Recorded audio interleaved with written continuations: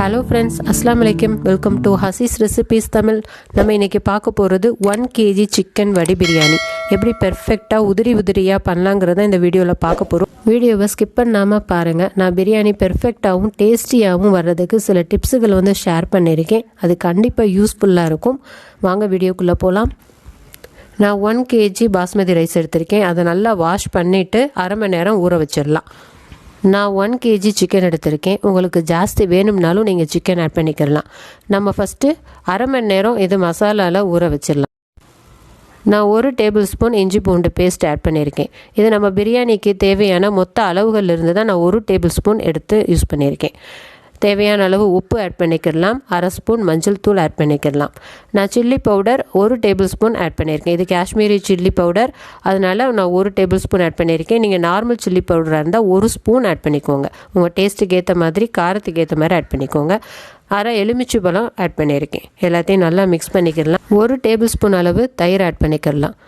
இது நம்ம பிரியாணிக்கு தேவையான மொத்த அளவுகளில் இருந்து தான் இந்த தயிர் 1 டேபிள் ஸ்பூன் நான் ஆட் பண்ணியிருக்கேன்.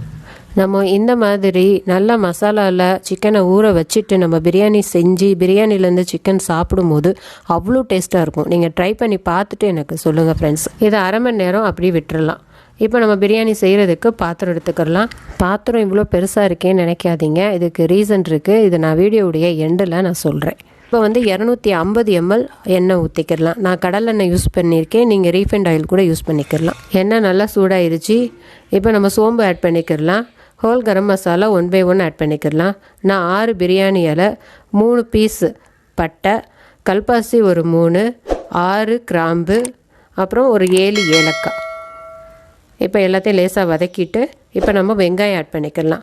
நான் 400 கிராம் வெங்காயம் ஆட் பண்ணியிருக்கேன். வெங்காயம் கோல்டன் ப்ரௌன் வர வரைக்கும் நம்ம பொறுமையாக வதக்கணும். சீக்கிரம் வதங்குறதுக்காண்டி நம்ம மூடி போட்டு வதக்கிக்கிடலாம். அப்பப்போ மட்டும் திறந்து விட்டு நம்ம கிண்டி விடணும், இல்லைன்னா அடி பிடிச்சிரும். ரைஸ் குக் பண்ணுறதுக்கு இப்போ நம்ம தண்ணியை சூடு பண்ணிக்கிடலாம். ஹோல் கரம் மசாலா எல்லாத்துலேயுமே 2லேருந்து 3 பீஸ் ஆட் பண்ணிக்கோங்க.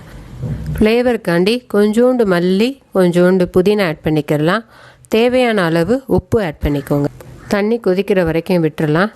ஃப்ரெண்ட்ஸ், இதுதான் ஃபர்ஸ்ட் டைம் என்னுடைய வீடியோவை பார்க்குறீங்கன்னா மறக்காமல் சப்ஸ்கிரைப் பண்ணிடுங்க. பக்கத்தில் உள்ள பெல் ஐக்கானே கிளிக் பண்ணிடுங்க. ஆளுங்கிற ஆப்ஷனையும் கிளிக் பண்ணிடுங்க. அப்போ தான் நான் போடக்கூடிய எல்லா வீடியோஸும் உங்களுக்கு உடனே வரும். வெங்காயம் நல்லா வதங்கிருச்சு. கலர் நல்லா சேஞ்ச் ஆயிடுச்சு பாருங்கள். இப்போ இந்த ஸ்டேஜில் நம்ம மல்லியும் புதினாவும் ஆட் பண்ணிக்கிடுவோம். மல்லி ஒரு கை, புதினா ஒரு கை. இந்த ஸ்டேஜில் நம்ம ஆட் பண்ணும் போது தான் நமக்கு ஃப்ளேவர் நல்லா எண்ணெயில் இறங்கி நம்ம பிரியாணி சாப்பிடும் போது நமக்கு சூப்பரான ஒரு ஃப்ளேவர் கிடைக்கும். நான் பிரியாணி சூப்பராக வர்றதுக்கு ஒரு சின்ன டிப்ஸு சொல்கிறேன்.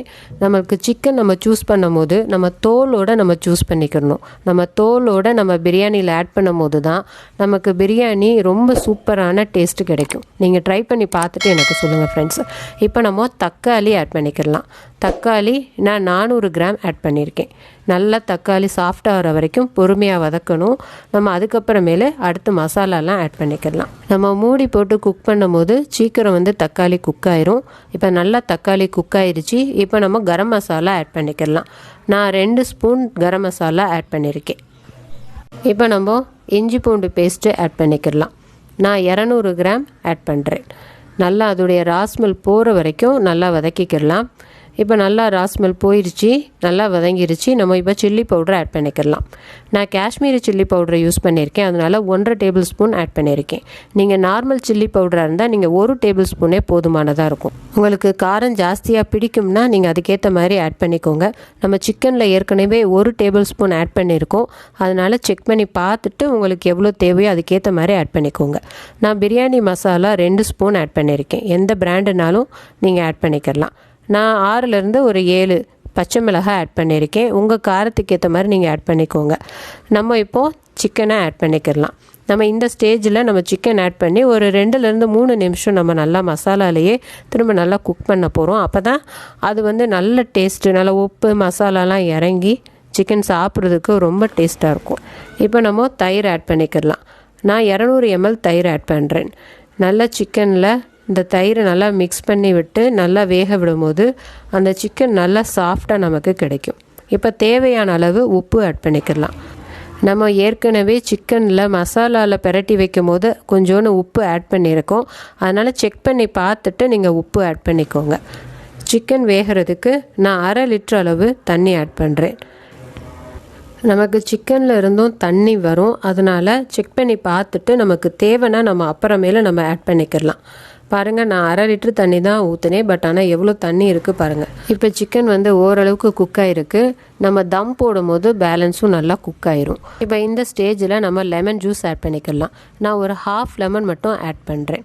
பார்த்துட்டு நம்ம இந்த ஸ்டேஜில் நம்ம உப்பு புளிப்பு காரம் எல்லாமே கண்டிப்பாக செக் பண்ணி பார்க்கணும். ஒருவேளை உப்பு புளிப்பு காரம் வந்து பத்தலை அப்படின்னா இந்த ஸ்டேஜில் நீங்கள் வந்து அட்ஜஸ்ட் பண்ணி இங்கே ஆட் பண்ணிக்கோங்க. இப்போ உப்புடைய அளவு இந்த ஸ்டேஜில் எப்படி இருக்கணும் அப்படின்னா, நமக்கு கிரேவிக்கு போடுறத விட ஒரே ஒரு பாயிண்ட் மட்டும் தூக்கலாக இருக்கணும். ஏன்னா நம்ம ரைஸ்லையும் உப்பு போட்டு தான் நம்ம குக் பண்ணுறோம். அதனால் கொஞ்சம் கவனமாக இருந்துக்கோங்க. இப்போ தண்ணி நல்லா கொதிச்சிருச்சு. நம்ம வந்து ரைஸ் இப்போ போட்டுடலாம். இது எப்படி குக் பண்ணணும்னா 80% மட்டும் குக் பண்ணணும். நம்ம பேலன்ஸ் வந்து தம்மில் வந்து நல்லா குக் ஆயிரும். அதனால் நீங்கள் எங்கேயும் போகாமல் பக்கத்துலேயே இருந்து அதை வந்து செக் பண்ணிக்கிட்டே இருங்க. ரொம்ப குக் ஆயிடுச்சு அப்படின்னா நம்ம தம் போடும்போது குலையிறதுக்கு சான்ஸ் இருக்குது. இப்போ ரைஸ் வந்து 80% குக் ஆயிடுச்சு. இப்போ நான் ப்ரெஸ் பண்ணுறேன், எப்படி ஆகுதுன்னு பாருங்கள். இதுதான் வந்து கரெக்டான ஸ்டேஜ். இப்போ நம்ம ஃபில்ட்ரு பண்ணி எடுத்துக்கலாம். பிரியாணி பெர்ஃபெக்டாக வர்றதுக்கு இந்த டிப்ஸ் ரொம்ப முக்கியம், நோட் பண்ணிக்கோங்க. இப்போ ரைஸ் நம்ம வந்து ஃபில்ட்ரு பண்ணி எடுத்த உடனேமே நம்ம வந்து கிரேவியில் ஆட் பண்ணிடணும். நம்ம ஏற்கனவே குக் பண்ணி வச்சுட்டு நம்ம கிரேவியில் லேட்டாக ஆட் பண்ணோம்னா கண்டிப்பாக பிரியாணி தம் போடும்போது பெர்ஃபெக்டாக வராது. இப்போ வந்து நம்ம ரைஸை ஆட் பண்ணிக்கிட்டோம். ரைஸ் ஆட் பண்ணதுக்கப்புறமேலு ரொம்ப மிக்ஸ் பண்ணக்கூடாது. நான் பண்ணுற மாதிரி பண்ணால் போதும். இப்போ கிரேவியில் தண்ணியுடைய அளவு எந்த அளவு இருக்கணும்னா, இப்போ நம்ம ரைஸ் போட்டதுக்கு அப்புறமேலு லைட்டாக மேலே தெரியணும். அதுதான் வந்து கரெக்டான பதம். இப்போ நமக்கு வந்து தண்ணி கொஞ்சம் பத்தலை. நான் வந்து ஒரு 200 ml அளவுக்கு தண்ணி இப்போ ஆட் பண்ணுறேன். நம்ம வந்து ரைஸ் குக் பண்ணி ஃபில்ட்ரு பண்ணி வச்சுருக்கோம்ல, அந்த தண்ணியை தான் நான் ஆட் பண்ண போகிறேன். நம்ம தண்ணி பத்தலையேன்னு பயப்பட தேவை கிடையாது. நம்ம இந்த ஸ்டேஜில் தண்ணி நம்ம ஆட் பண்ணாலும் நமக்கு பெர்ஃபெக்டான தம் ஆகும். இப்போ நம்ம தண்ணி ஆட் பண்ணிக்கலாம். தண்ணி ஆட் பண்ணதுக்கு அப்புறமேலு லைட்டாக நம்ம ஸ்ப்ரெட் பண்ணி விட்டால் போதும். நம்ம தண்ணி ஊற்றுனதுக்கு அப்புறமேலு மிக்ஸ் பண்ணக்கூடாது. நான் பண்ணுற மாதிரி லேசாக பண்ணால் போதும். இப்போ உங்களுக்கு பார்த்தாவே தெரியுது, நம்ம தண்ணியுடைய அளவு லேசாக மேலே தெரிகிறது. இதுதான் வந்து கரெக்டான பதம். நம்ம இனி தம் போட்டுடலாம். நான் ஃபைனலாக போடுறதுக்காண்டி மல்லி புதினா கொஞ்சோண்டு எடுத்து வச்சுருக்கேன். இப்போ நான் அதை ஆட் பண்ணிக்கிறேன். நான் இவ்வளோ பெரிய பாத்திரம் யூஸ் பண்ணுறதுக்கு காரணம் இருக்குது. அதை நான் கடைசியாக சொல்கிறேன் அப்படின்னு நான் சொல்லியிருந்தேன். அது என்னென்னா, நம்ம வந்து பெரிய பாத்திரமாக நம்ம யூஸ் பண்ணோம் அப்படின்னா தம்மு வந்து ரொம்ப நல்லா பெர்ஃபெக்டாக வரும்.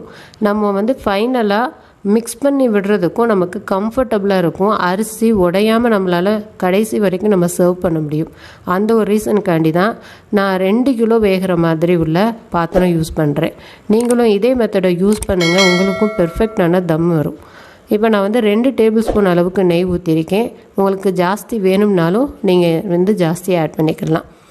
நான் தம் போடுறதுக்காண்டி நான் ஒரு காட்டன் ஷால் எடுத்திருக்கேன். நீங்கள் காட்டன் டவல்னாலும் யூஸ் பண்ணிக்கலாம். அப்போ தான் வந்து மூடி வச்சு நம்ம தம் போடும்போது பெர்ஃபெக்டாக வரும். உங்களுக்கு நல்ல டைட்டான மூடி உங்ககிட்ட இருந்துச்சுன்னா நீங்கள் இந்த ஸ்டெப்பை வந்து ஸ்கிப் பண்ணிக்கலாம். தம்மு ஒன்று நல்லா பெர்ஃபெக்டாக வரதுக்கு இதுக்கு மேலே வெயிட்டான பொருள் வச்சிடலாம். வச்சுட்டு 5 நிமிஷம் நம்ம ஹை ஃப்ளேம்லையும் 20 நிமிஷம் லோ ஃப்ளேம்லையும் வச்சுட்டு ஸ்டவ் ஆஃப் பண்ணிடணும். உடனே ஓப்பன் பண்ணக்கூடாது. ஒரு 10 நிமிஷம் வெயிட் பண்ணிவிட்டு நம்ம இப்போ ஓப்பன் பண்ணோம் அப்படின்னா நமக்கு பெர்ஃபெக்டான சூப்பரான உதிரியான வடி பிரியாணி ரெடி. உண்மையாகவே ரைஸ் நல்லா பெர்ஃபெக்டாக குக் ஆகிருக்கு. பார்த்தாவே நல்லா தெரியுது. அது நம்ம ஜென்டிலாக நம்ம சைடில் இருந்து தான் இந்த மாதிரி மிக்ஸ் பண்ணணும். இப்போ தண்ணி இருக்கான்னு நம்ம செக் பண்ணிக்கலாம். தண்ணி சுத்தமாக இல்லை. இதே மாதிரி நீங்களும் செக் பண்ணிக்கோங்க. சப்போஸ் நீங்கள் வந்து செக் பண்ணும்போது தண்ணி இருந்ததுன்னா நீங்கள் வந்து ஒரு 5 நிமிஷம் வந்து அது தம்மில் போட்டுட்டு அதுக்கப்புறமேலே நீங்கள் ஓப்பன் பண்ணிக்கோங்க. நம்ம பாத்திரம் வந்து இந்த சைஸ் நம்ம யூஸ் பண்ணும் போது தான் நம்மளால் வந்து ஈஸியாக மிக்ஸ் பண்ண முடியும்.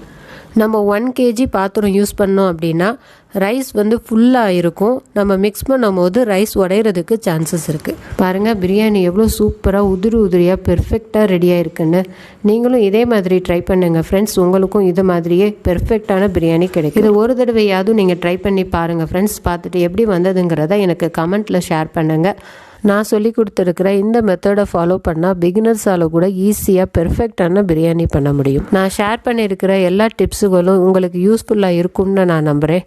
இந்த வீடியோ பிடிச்சிருந்துச்சுன்னா லைக் பண்ணுங்கள், ஷேர் பண்ணுங்கள், சப்ஸ்கிரைப் பண்ணுங்கள்.